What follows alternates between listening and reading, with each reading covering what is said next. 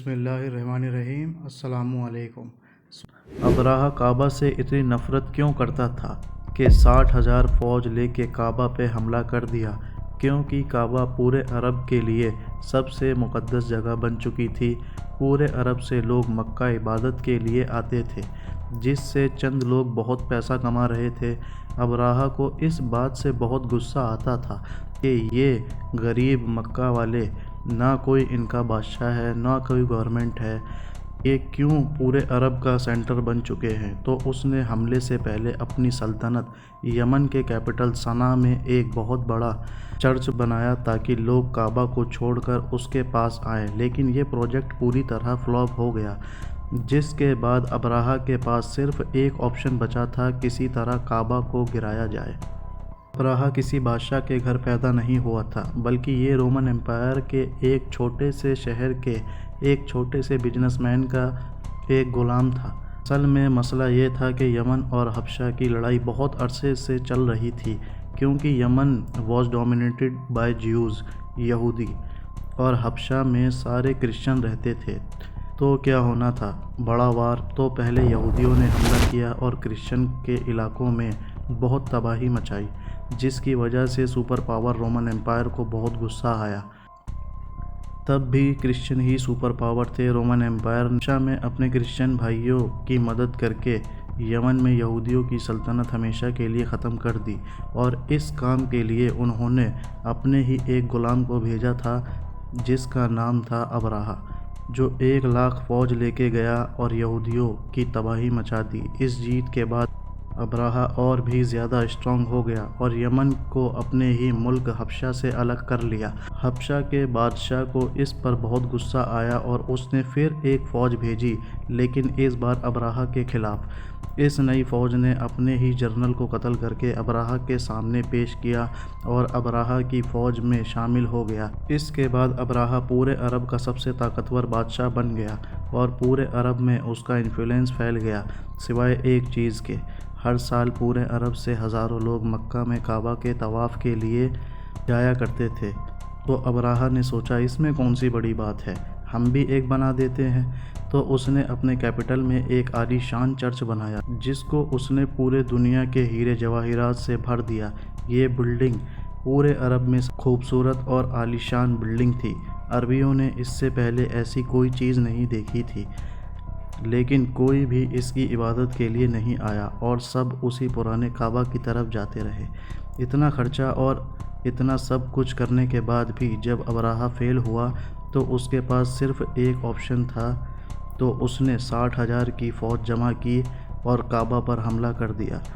اب تک جتنی سٹوری ہم نے بتائی ہے وہ صرف اسلام میں ہی نہیں بلکہ ہسٹری میں بھی لکھی ہوئی ہے، جو کہ پرانے زمانے کے عربی انسکرپشن سے اٹھائی آئی ہے۔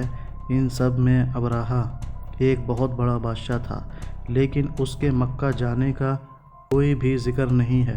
لیکن ریسنٹ فائنڈنگ میں کچھ ایسی یہودی انسکرپشن ملی ہے جس میں کلیئرلی لکھا ہوا ہے کہ ابراہہ نے ایک جگہ پر حملہ کیا تھا جس میں اسے بری طرح شکست ہوئی تھی۔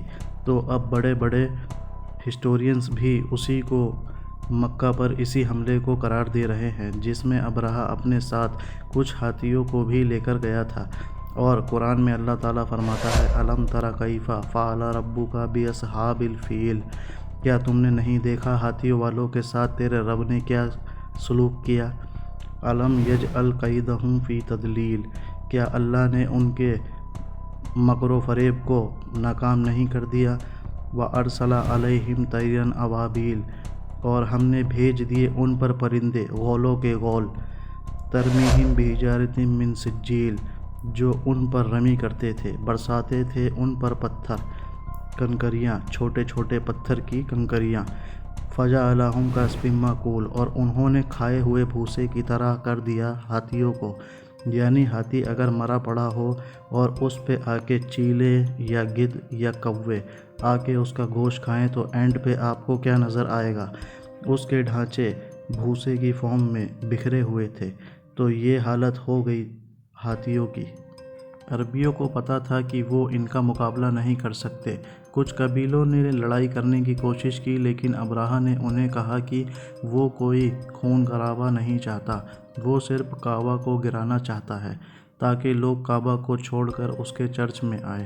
آس پاس سب لوٹنے کے بعد جب وہ مکہ پہنچا، اس نے ان کے چیف کو بلایا تو عبد المطلب نے آ کر کہا، آپ نے میرے کچھ اونٹ قبضہ کیے ہیں، وہ مجھے واپس کر دیں۔ تو ابراہہ نے ہنس کر کہا کہ مجھے تو لگا تم بہت بہادر شخص ہو، تمہیں تو اپنے اونٹوں کی ٹینشن لگی ہے۔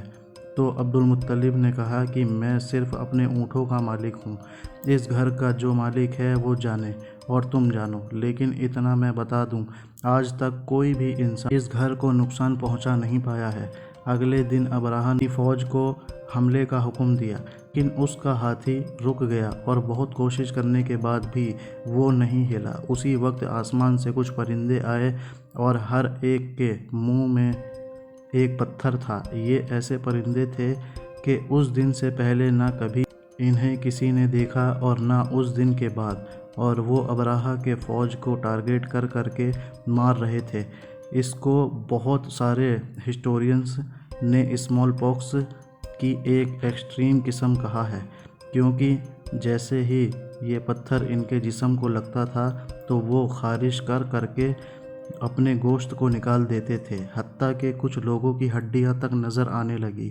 اس حالت میں فوج واپس بھاگی اور ابراہہ کی 60,000 کی فوج تباہ و برباد ہو گئی۔ مکہ کے قریش کی یہ جیت پورے عرب میں پھیل گئی اور قریش عرب کے نئے بادشاہ کے طور پر سامنے آئے۔ اس واقعے کے بعد پورے عرب سے لاکھوں لوگ کعبہ کے طرف کے لیے اور بھی آنے لگے اور مکہ میں ہر سال اوقاس کا عظیم و شان میلہ سجنے لگا۔ مکہ والوں کی دولت ڈبل ٹرپل آسمان سے باتیں کرنے لگی۔ لیکن اس سال اچانک ایک دن ایران کے سب سے بڑے ٹیمپل میں جو آگ سالوں سے جل رہی تھی بجھ گئی، اور اسی دن مکہ میں ایک یتیم بچہ پیدا ہوا جس کا نام تھا محمد۔ ایسی ہی انفارمیٹیو ویڈیوز دیکھنے کے لیے ہمارا چینل لائک کریے، سبسکرائب کریے۔ Thank you for every one.